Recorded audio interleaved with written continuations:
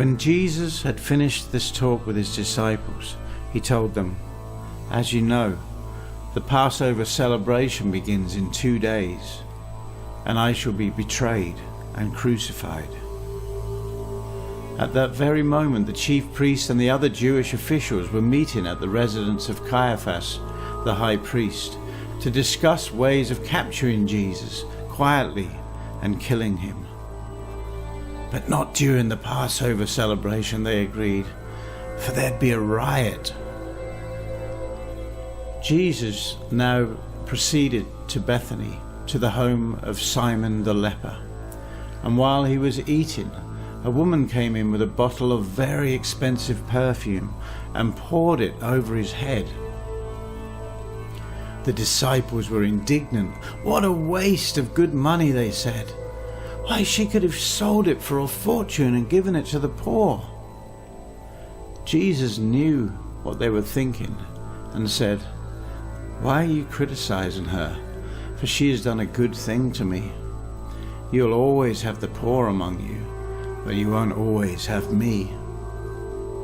She has poured this perfume on me to prepare my body for burial, and she will always be remembered for this deed. The story of what she's done will be told throughout the whole world, wherever the good news is preached." And then Judas Iscariot, one of the 12 apostles, went to the chief priests and asked, "How much will you pay me to get Jesus into your hands?" And they gave him 30 silver coins. And from that time on, Judas watched for an opportunity to betray Jesus to them. On the first day of the Passover ceremonies, when bread made with yeast was purged from every Jewish home, the disciples came to Jesus and asked, "Where shall we plan to eat the Passover?" And he replied, "Go into the city to a certain man and tell him, 'Our master says, my time has come, and I will eat the Passover meal with my disciples at your house.' And so the disciples did as he told them, and prepared the supper there. And that evening he sat eating with the 12, and he said, 'One of you will betray me.'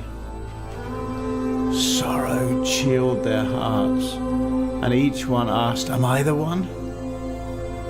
He replied, 'It is the one I serve first, for I must die, just as it was prophesied. But woe to the man by whom I am betrayed. Far better for that one if he had never been born.' Judas too had asked him, 'Rabbi, am I the one?' And Jesus told him, 'Yes,